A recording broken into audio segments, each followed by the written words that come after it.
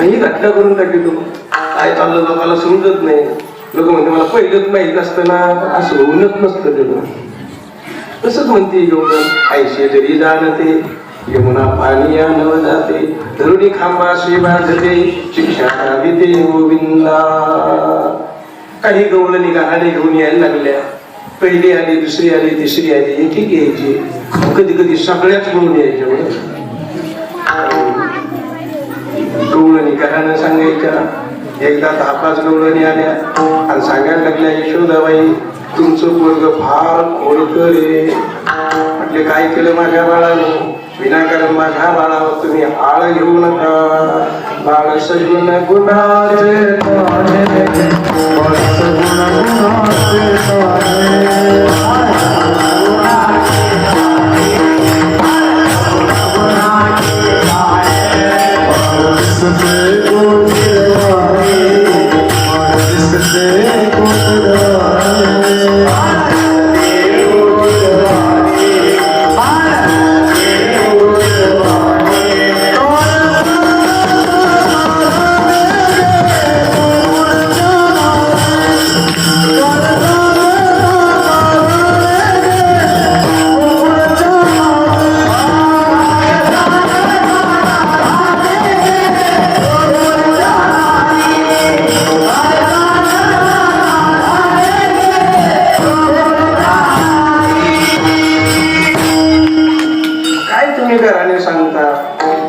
माझं पोरग काय असं खोडकर आहे का. माझ्या घरी काही कमी आहे का. दही दूध तूप लोणी माठ भरलेले आणि तुम्ही विनाकारण आळ घेता. मला माहिती आहे तुम्ही लई खोडकर आहे अशी यशोदा म्हणते. तुम्हीच माझ्या पोराच्या फळ्या करता आणि माझ्या पोराचे आळ सांगता. तुम्ही याची कधी कधी गोटी लपवता कधी कधी चेंडू लपवता कधी आता भावरा लपवता आणि माझ्या बाळावर आळ घेता. आणि तुम्ही येणाऱ्या काय एका घरची आहेत का. तुम्ही 12 घरच्या माझ्या पोराच्या नादी लागला. तुम्ही काहीतरी सांगता त्या म्हणता नाही यशोदा आई काही आमच्या घरी पोरग येतं फड्यात होतं. एक जण म्हणले हे बघ म्हणले आमच्या घरी आलं आम्ही घरात होतो सगळे आमचे वासरं सगळे सोडून गेले. दूध प्यायला लागले.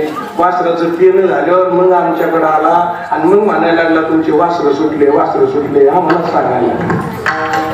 आम्ही धावत पळत गेलो तर पाहतो तर काही नाही. आम्हाला त्या दिवशी थोडस चवीभर सुद्धा दूध नाही मिळालं. असं पोरग तुझं खोडकर आहे. वासरं सोडतं आणि असं करतं. दुसरी बाई म्हटली जाऊ दे बाई तुमचं तरी वासरं सोडले पण आमच्या घरी आलं लहान लहान पोरं होते पोरात खेळायला लागलं आणि सगळ्या पोराला चिमुकड्यात घेतल्या म्हणते.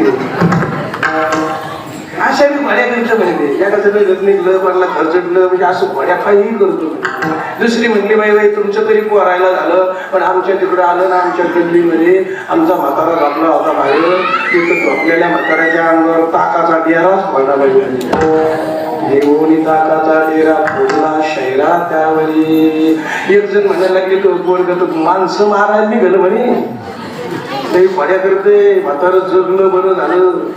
कोरोनातून वाचून आलं होतं तरी जगलं.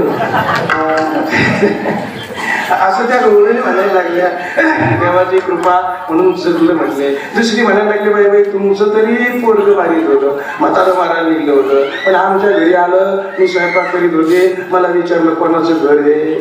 मी म्हणलं आमचं तोंडातच मारीन नाही. इतकं मूळ झालं म्हणे पोरग. माझ्या घरी येऊन मला ताप द्यायला लागलं. मला लय राग आला म्हणे. मी म्हणलं थांब करा. मी धरायला गेले त्याला इकडं तिकडं पळायला लागलं. मला सापडा ना येते. मी आजार केलं तू भाकर जळली तिकडं.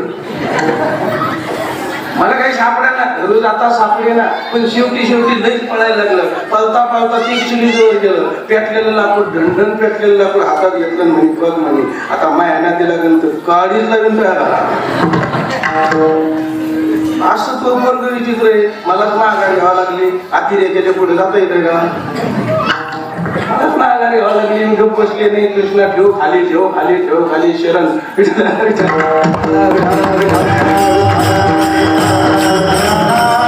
असं तो वर्ग खोडकर आहे.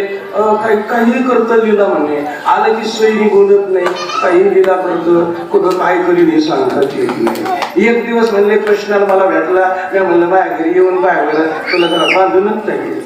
असं म्हटल्यानंतर खरंच म्हणे माझ्या घरी आला, आम्ही दोघं नवरा बायको झोपलेलो होतो, पण येताना आलं, पण त्याला एक पुढं मुंगूस सापडलं. आणि मुंगूस सापडलेलं त्यांनी धरून आणलं. आम्ही दोघं बाहेर नवरा बायको झोपलेलो होतो, आमच्या ध्यानी नाही म्हणी नाही काही नाही, आणि आमच्या दोघांच्या मतातच सोडून दिलं होतं.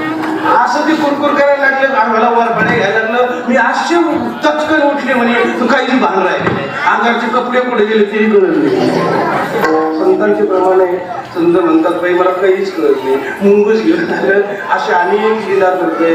एक जण म्हणायला लागली बाई बाई तो पोरग लईच मनमोहक आहे, म्हणजे मनमोहक आम्हाला भुलत पाडतो म्हणे. आमच्या गल्लीला आलं म्हणे एक दिवस, काय झालं म्हणे, असं गल्लीला आल्यानंतर आम्ही सगळ्या गवळणी तिथे होतो, अरे कृष्णा इकडे इकडे इकडे, आणि मग ते आलं. आणि आल्यानंतर बाई त्याला म्हणलं कृष्णा अरे तुला नाचता येतं वगैरे, की म्हणलं मला सगळं नाचता येतं. ठीक आहे, असे लहान लेकर किती संस्कारी नाचतात, हरिपाठात नाचतात, भजनात नाचतात. आणि त्या डीजेचं काय वैशिष्ट्य मला तेच कळत नाही. डीजे कुठेही दिसू द्या, लहान लहान पोरं लगेच नाचायला सुरुवात करते. नुसतं डीजे दिसू द्या, तुम्ही गाडी जरी दिसली ना पोरं लगेच नाचू द्या, ताकद येते डीजे. इंग्लिशांचा अभ्यास करायचा बघा, डीजे तुला आला का तो वाजू नको द्या, काही नको द्या, फक्त पोराच्या पुढे येऊ द्या, पोराला दिसू द्या डीजेची गाडी, बरोबर ते नाचवते. काय ताकद आहे त्या वस्तूमध्ये, वस्तूतले सामर्थ्य येते. तसा देव दिसल्यावर बी आपण नाचलं पाहिजे की नाही. आणि आपल्याला मुडत जातो म्हणजे हे मुडत तसं भक्ताला देव दिसला की भक्त नसते, डीजे दिसला की लोक नसते. आपला विषय झाला तो कृष्ण खूप सुंदर नाचतो. मी त्याला विचारलं आणि म्हणलं नाच रे कृष्ण, तुला नाचता येतं का? ते म्हणलं मी फुकट नाही नाचायचो. म्हणले म्हणून काहीतरी द्या खायला. म्हणजे आम्ही म्हणलं ठीक आहे, तुला लोटकं भरून लोणी देतो म्हणे खायला, पण नाचतो का एकदा? नाच रे कृष्णा, पाहू दे मला. या नाचण्यामध्ये यशोदेसह आहे बरं का, या गवळणीमध्ये यशोदेसह नाच पाहण्याकरता आहे. नाच पाहण्याकरता सगळ्या गवळणी असतात, तशी यशोदा पण त्याच्यात असते. पण अशा पद्धतीने नाचायला सुरुवात केली. कृष्णाने असा ताल धरला, गोड नाचायला लागला. मृदंग नव्हता, टाळ नव्हते, माईक सिस्टम तर बिलकुलच नव्हतं बरं का. असं नाचायला सुरुवात झाली. कृष्णाने ताल धरल्यावर पोराईने ताल धरला, कृष्णाच्या वयातल्या पोराईने ताल धरला, पोराईने ताल धरला. मुली होत्या तिथे लहान त्या नाचायला लागल्या. दिंडीत कसे नाचवते बेस्ट, सगळे नाचायला लागले. नाचता नाचता येणारे जाणारे असे बघायचे थोडस,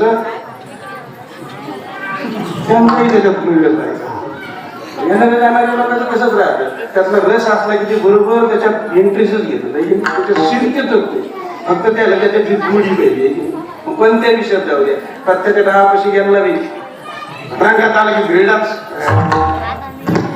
कोणताही माणूस असू द्या, त्याच्या विषयात गेला आणि त्याच्यात रंग आला की त्याच्यात मस्त होऊन जातो. म्हणून ते सगळ्या गवळणी यायच्या, जाणाऱ्या येणाऱ्या पाहायच्या आणि नाचायच्या. असा गर्दा झाला, सगळे नाचायला लागले. ती सांगणारी गवळण म्हणायला लागली यशोदाबाई, मी बी बराच वेळ दम धरला दम धरला दम धरला, मला बी नाही आवडलं, मी बी पदर खावला. मी बी त्याच्यात शिरले म्हणे, मी नाचायला लागले, सगळे नाचायला लागलो. मी नाचता नाचता असं घराकडे बघितलं ना, माझ्या घरातले भांडे नाचत होते म्हणे, भांडे नाचत होते. मी आणखी माझ्या देव घराकडे पाहिलं, तिथे खंडोबा होता, घोडा नाचत होता. देव घरी नाचायला लागले, गवळण बरं नाही, नाथ महाराजांची गवळण आहे. देव घरी नाचायला लागले, असं सगळे नाचत होते देव तिथले. विठ्ठल रुक्मिणी सगळ्यांनी ताल धरला होता, सगळे नाचत होते म्हणजे असं घरात नाचत होते, इकडे तिकडे पाहिलं नाचत होते. या सगळं तिला पाहिलं तर झाडं बी नाचत होते, पिपळाचे झाडं, वडाचे झाडं गावातले हे नाचायला लागले. जिकडे तिकडे नाच नाच नाच चालू होता. कारण भगवंताचं नाचणं आहे, भगवान नाचायला लागले, कोण नाचणार नाही. एखाद्या नाटाचं लग्न राहतं लोणाळ्याला, त्यांनी ताल धरल्यावर मग काय, कधी कधी मंत्री धरते.